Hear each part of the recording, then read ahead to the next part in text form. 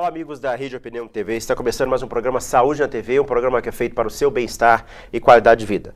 Nós sempre trazemos profissionais da área de saúde para trazer dicas, informações mais novas, mais recentes sobre tratamentos, doenças e tantas outras coisas. Mas hoje o programa vai ser um pouquinho diferente. Nós vamos trazer também, voltado à saúde, mas nós estamos nos nossos estudos aqui, o Dr. Francisco Tadeu Souza, ele é advogado com especialização na área médica, direito à saúde, né? E a gente sabe que muitas pessoas hoje têm dúvidas quanto às leis que, de alguma forma, ajudam, beneficiam as pessoas que têm algumas doenças, doenças crônicas, doenças que a gente sabe que às vezes tem benefícios hoje em lei que podem ser utilizados, que muitas pessoas, famílias, passam às vezes por necessidades em adquirir determinados tratamentos, remédios, equipamentos, por falta desse conhecimento. E é esse assunto que nós vamos estar conversando com o Dr. Tadeu. Tadeu, se você me permite chamá-lo assim, e me chame também de Eliseu, é um prazer estar com você aqui. Você é de São Paulo, né? Exato, prazer é todo meu. Boa tarde ao senhor, boa tarde a todos. Tadeu, a questão hoje da sua área de especialização é o direito à saúde, direito médico, né? Fala um pouquinho pra gente, pessoal que está em casa, entender, né, a sua área de atuação e depois eu vou te fazer umas perguntas aí sobre... Não, perfeito. A área do direito médico e da saúde é uma área nova, é uma área recente, mas voltada a dar suporte tanto aos médicos, mas também aos pacientes, para que eles coloquem em prática o melhor tratamento possível em favor da saúde pública. Então, é uma área que está crescendo recentemente na advocacia e tem dado muito suporte tanto aos médicos, mas também aos pacientes para uma melhor medicina. Eu gostei quando você falou assim, não só suporte aos pacientes, mas aos médicos também, porque muitas vezes nós médicos nos vemos em situações, né, conflitantes diante de situações em que existe não só um binômio médico-paciente, mas existe um médico-paciente e a instituição hospitalar, enfim, quer dizer que às vezes nós chegamos até um certo ponto, mas somos impedidos às vezes de determinados acessos a tratamentos, a coisa porque a estrutura, né, de saúde às vezes não tem, de acordo com a localidade, enfim, são N problemas que a gente sabe que tem hoje. Tadeu, essa questão hoje, né, muitas pessoas não sabem que tem esse direito. Que, assim, em linhas gerais, né, que áreas você tem tido mais, as pessoas têm te procurado, né, o serviço do qual você é ligado, com relação a essas necessidades de informações e de direitos que podem ser utilizados para essas pessoas? A área do direito médico é uma área multidisciplinar. Por quê? Envolve tanto o direito do consumidor, no caso de pacientes que são assistidos por planos de saúde, mas também o direito público, no caso de pacientes que são assistidos pelo SUS. Então, essas são duas áreas muito crescentes, tanto pacientes dos planos privados, mas também pacientes públicos que buscam acessos a tratamentos de saúde. Por quê? A ideia é fazer com que o melhor padrão da medicina se aplique a todos os pacientes, gerando uma igualdade. Então, essas demandas têm crescido. O avanço da medicina é de ciência de todos. Então, cada vez mais lançam-se medicamentos novos, tratamentos novos. E, por óbvio, os médicos querem empregar esses tratamentos mais modernos e mais eficazes aos seus pacientes. Quando o paciente acaba não tendo acesso por algum motivo, então ele nos procura. Então, a nossa função é essa, fazer com que o paciente tenha acesso à melhor medicina disponível. E isso, Tadeu, baseado até na própria Constituição, que diz que a saúde é um direito de todos. E a saúde da melhor qualidade. Perfeito. É isso. Algumas doenças a gente sabe que tem algumas hoje benefícios. Por exemplo, eu quero já começar por uma que já é assim, câncer, né? Pacientes portadores de câncer, qualquer tipo de câncer, tem tipos de câncer que dão alguns privilégios, alguns direitos no tratamento. Eu já ouvi, não sei, me corrija, né? Até a questão de imposto de renda, né? Que há uma certa... não sei se a pessoa fica isenta ou não, eu queria que você falasse um pouquinho sobre isso. Paciente com câncer terminal, um câncer que foi tratado e já está naquele âmbito da provável cura, quer dizer, se tem diferença com relação a isso. Não, perfeito. Os pacientes com câncer são assistidos por uma série de direitos. Tanto direitos à isenção de impostos, e aí no caso sendo mais específico ao IPVA, e outros impostos também como de renda, ele tem abatimento e tudo mais, e também outros impostos municipais. Por quê? O paciente ele se encontra num estado que ele não pode trabalhar efetivamente. Então, essa situação de câncer faz com que a capacidade de gerar riquezas fique debilitada. O paciente não pode trabalhar ou se pode estar interrompido em função do tratamento. Então, em função disso, ele passa a ter alguns direitos. Para a pessoa ter acesso a esses direitos, ela deve ter sim, procurar a prefeitura da sua localidade, procurar os entes do Estado, se habilitar enquanto pessoa paciente portadora de câncer e assim os direitos ela vai conseguindo exercer conforme a progressão da doença e conforme a progressão do tratamento. Mas ela tem direito a uma série de isenções. Entendeu? Assim, existem casos e casos, quer dizer, existe um câncer muito agressivo, a pessoa sabe que ela não tem muito tempo de vida, e existe aquele câncer, por exemplo, um câncer de pele que foi ressecado, houve a cura, pelo menos provável, né? Existe diferença também com relação a esse tipo de câncer, de grau de doença. Sim, de fato. Expectativa de vida. Perfeito, existe sim. A ideia é a seguinte, enquanto a pessoa está em tratamento, ela tem direito sim ao auxílio-doença, desde que tenha sido contribuinte do INSS. Passada essa fase do tratamento, se é que aquela doença tem cura, ela pode voltar ao mercado de trabalho. Se eventualmente a doença for incurável, a pessoa estiver em estágio terminal, a pessoa não tiver mais condições de voltar terminantemente ao mercado de trabalho, então ela se torna aposentada.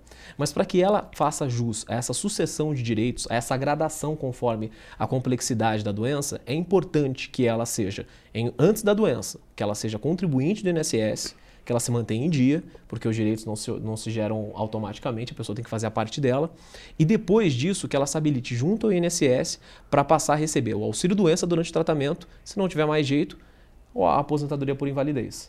Algumas doenças crônicas, tipo a diabetes, por exemplo, tem alguma coisa específica com relação ao diabetes, a hipertensão, as doenças cardiovasculares?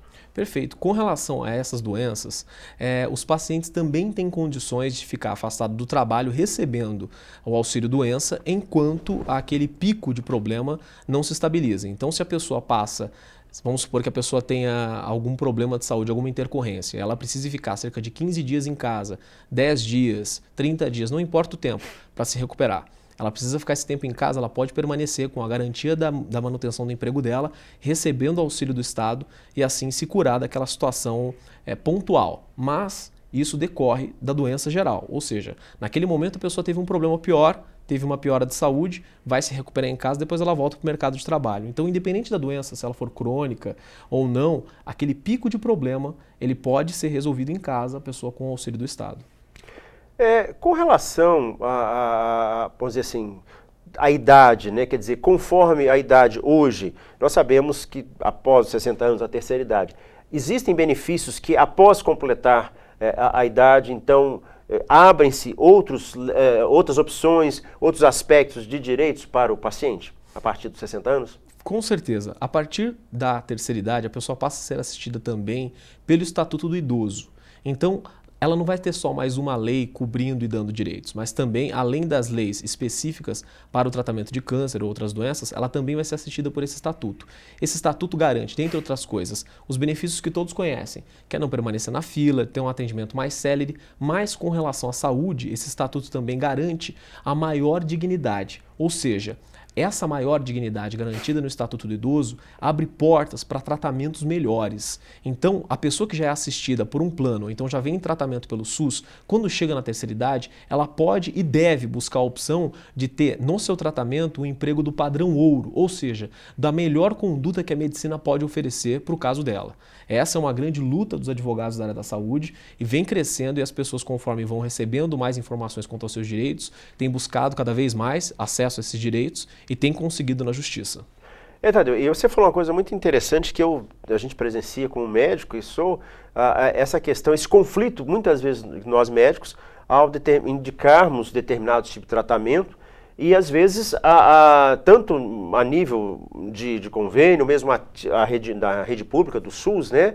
Às vezes a gente não consegue os pacientes, ora porque a estrutura da cidade, a estrutura daquela instituição, ela não dispõe daqueles equipamentos, então temos que transferir os pacientes para locais que tem uma estrutura melhor, né? E outras vezes até por falta de verbas. A gente vê muitas questões hoje com relação principalmente ao SUS. E a minha pergunta, até eu tenho certeza que a gente está em casa, né? Essa questão, quando às vezes a nível municipal a pessoa tem um determinado tipo de doença na cidade, lá a medicina diz, olha, até aqui nós caminhamos com esse tratamento, mas precisa de um tratamento assim mais avançado, com recursos. E aí, como é que faz? Às vezes a prefeitura diz, olha, nós não temos, não dispomos, mas só diz isso e não informa, não orienta, né? Quer dizer, como... De fato, a pessoa, normalmente, quando tem uma doença de menor complexidade, ela sim tem acesso a esse direito via município. O município que oferece tratamentos de menor complexidade. O problema surge, Eliseu, quando os médicos se deparam com uma causa mais complexa. Então, quando se trata de uma neoplasia, câncer em estágio mais avançado, quando se trata de uma doença que já está gerando um problema geral no corpo da pessoa, então os médicos precisam prescrever um tratamento melhor, às vezes em algum centro de referência. Esse centro de referência, o pessoal que está aqui no interior sabe que às vezes é distante. O pessoal do interior tem muito esse problema, precisa de um tratamento fora e aí os hospitais mais famosos das regiões aqui ficam sobrecarregados. Pois bem, o que fazer quando isso acontece? A pessoa, quando se depara com um problema de alta complexidade, de fato, em função da distância, em função de o interior não ter esse suporte técnico, não por falha dos médicos, mas suporte material, digamos assim, mais adequadamente, a pessoa acaba tendo que se deslocar. Nesse caso, ela pode contar com programas estaduais para que ela tenha acesso à alimentação e tratamento fora do domicílio. O nome do programa é esse, Programa de Tratamento Fora do Domicílio, para que ela seja assistida com moradia e alimentação próximo a um centro de referência, ou seja, aquele centro que trata a doença da pessoa que nos assiste lá na capital, ele pode recebê-la sim, mas ao custo também do Estado para que ela tenha esse suporte. Já existe um programa específico do governo do estado para isso. Então, esse transporte e alimentação estão supridos. Lá no hospital ela passa a ter acesso ao tratamento mais complexo. De qualquer forma, isso para tratamentos em que a pessoa necessariamente deve estar no hospital. Agora, tratamentos domiciliares, em que a pessoa não precisa ir ao hospital todo dia, mas pode tomar um medicamento, vamos supor que esse medicamento não esteja disponível aqui no SUS ou então aqui no posto de saúde da sua localidade. Quando o médico prescreve esse tratamento mais complexo, esse medicamento caro e etc., a pessoa que não teve acesso facilmente pode procurar a justiça, pode procurar a defensoria pública, procurar até mesmo o Ministério Público a depender, ou então o advogado da sua localidade, a OAB também, que tem exercido um excelente trabalho aqui no interior nesse sentido, e buscar por meio da justiça acesso a esse medicamento de uso domiciliar. Assim a pessoa passa a ter tratamento, direito ao tratamento mais complexo, mais moderno, tecnológico, sem sair da sua localidade. O que eu pude entender, também existem instâncias, né? Quer dizer, o paciente ele pode solicitar isso na instância municipal, na instância estadual e federal? Quer dizer, é possível isso? Existem trâmites, ou seja, vias legais que ele pode... Quando o município diz, não, mas isso aqui já foge, nós caminhamos até aqui, isso tem que ser na instância estadual, porque existem programas no nível estadual e a nível federal. Isso é possível? É possível. A Constituição, na verdade, ela lança a responsabilidade do acesso à saúde, a garantia ao acesso do direito à saúde, para todos os entes federativos, ou seja, tanto a União quanto os estados e os municípios têm a obrigação de fazer com que as pessoas tenham acesso ao melhor tratamento de saúde. Ocorre que existe também uma repartição de funções, até para uma maior especialização e melhor atendimento das pessoas. Então o município fica com responsabilidade de tratar doenças, tratar da atenção básica, tratar da saúde pública, essas doenças virais que a gente está sofrendo muito aí, a dengue, etc., ficam de responsabilidade do município. Questões mais complexas ficam por conta dos outros entes. Contudo, se a pessoa não tiver acesso no município ou no estado, ou mesmo em função de algum hospital federal que ela tenha acesso, se o tratamento que ela precisa não estiver disponível lá, ela pode buscar na justiça de qualquer um desses três entes e obter, assim, acesso ao tratamento. Então é bem viável contra qualquer um dos três. Agora, uma coisa que a gente vê é que há uma reclamação muito grande, que às vezes a demora, muitas vezes, sabe-se o caminho das pedras, mas o caminho é longo e a gente vê pessoas dizendo, olha, quando saiu o resultado já tinha morrido o paciente, né? Quer dizer, eu acho que esse é o grande problema hoje, essa agilização, a falta de agilidade nesses processos. Isso tem alguma coisa que a gente pode... Tem sim, Eliseu. Sua pergunta é muito interessante. Por quê? O processo de saúde, o processo para que a pessoa obtenha acesso à saúde, não começa com o advogado, começa com o médico. Sim. Então o processo judicial começa a partir do relatório médico bem elaborado. Um relatório médico um pouco mais extenso, contendo os requisitos essenciais, como a CID, que é o número do catálogo internacional de doenças, obtendo nesse relatório, se ele tiver informações quanto ao histórico médico e apontando também a necessidade específica para aquele tratamento que o médico está prescrevendo, isso é suficiente para que o advogado, quando receber esse relatório, tenha condições de demonstrar para o juiz, ou mesmo em esfera administrativa junto à Secretaria de Saúde, que aquele caso em específico não pode permanecer na fila normal de tratamento. Então, um caso é o da pessoa que pode aguardar Outro é da pessoa que está municiada de um relatório médico bem elaborado e que aponte efetivamente a urgência daquilo, e nesse caso o advogado tem como buscar na justiça a agilidade. Esse é o que a gente chama de pedido de liminar. As pessoas ouvem muito falar em casa de liminar para doenças, liminar para tratamento médico. A liminar é baseada sempre num relatório médico que expõe a urgência. Então, a agilidade, eu devolvo a bola aí para os médicos, começa com o relatório médico. Ok.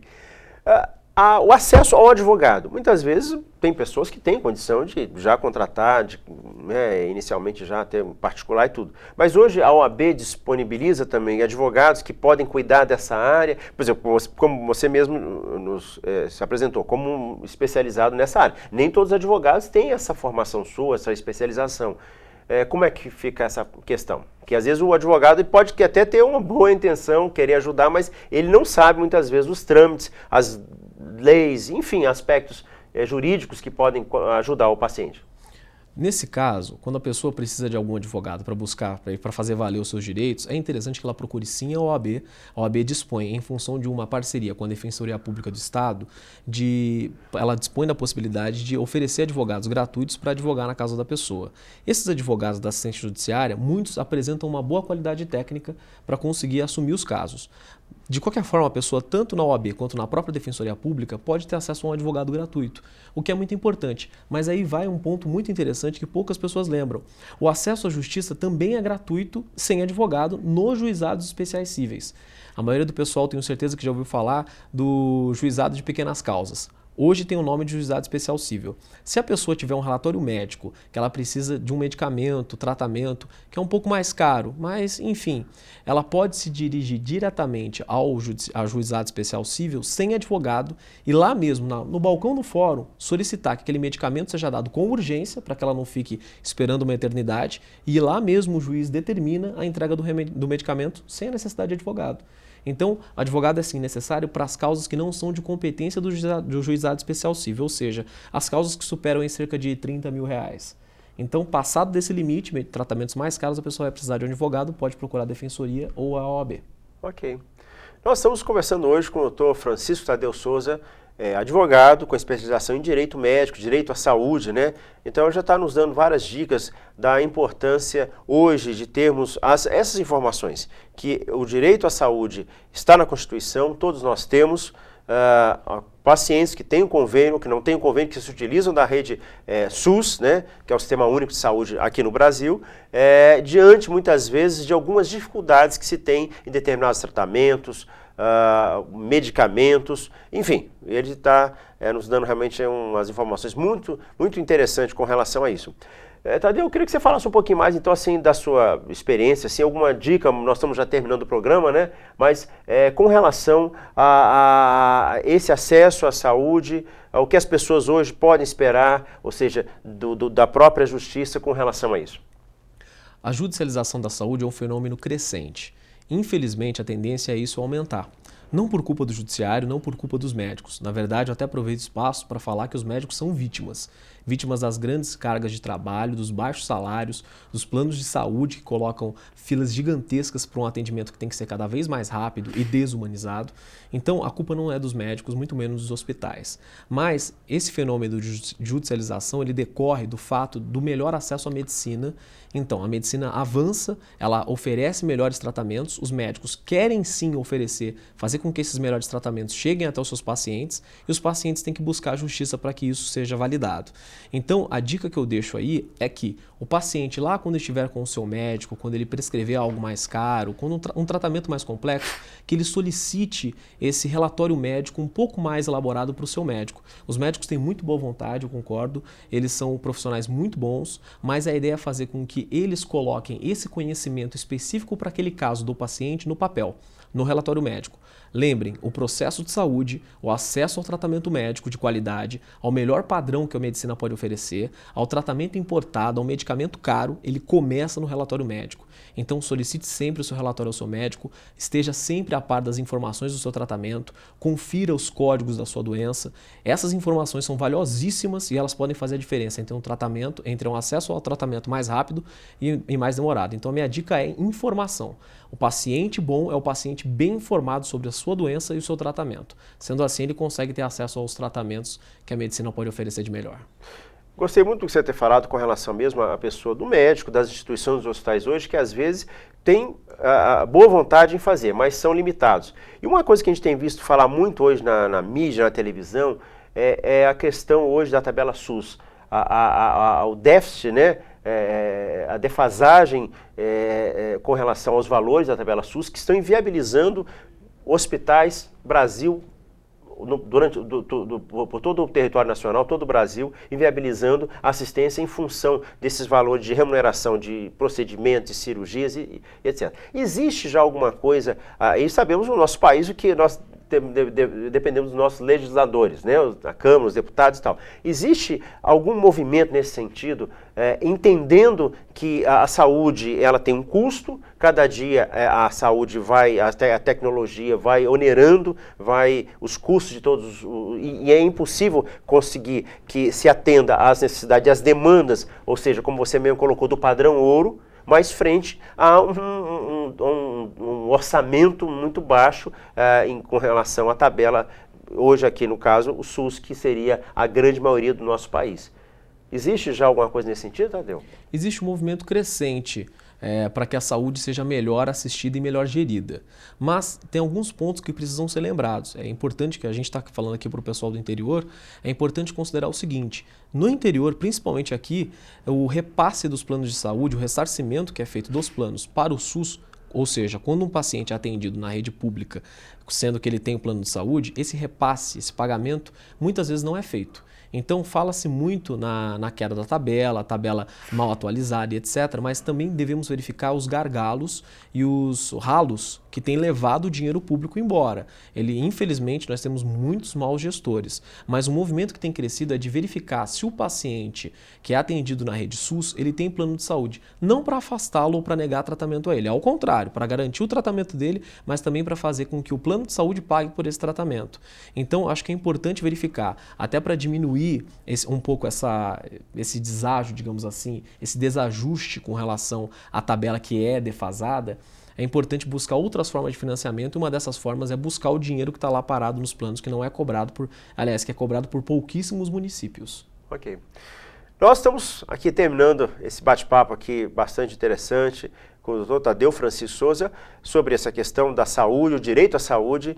E você gostou da entrevista, quer ouvir de novo? Nosso programa tem reprise às sextas-feiras às 18h30 e nós vamos estar semana que vem com um novo programa. Queremos agradecer então a presença do doutor Francisco aqui conosco, que possa estar voltando, quem sabe outras vezes, trazendo mais informações, mais dicas, enfim, e que realmente a nossa saúde a nível nacional esteja melhor, né? Eu que agradeço e parabenizo pelo programa, que é muito bom. Ok. Um abraço a todos, uma boa noite e até o próximo programa Saúde na TV, um programa feito para o seu bem-estar e qualidade de vida.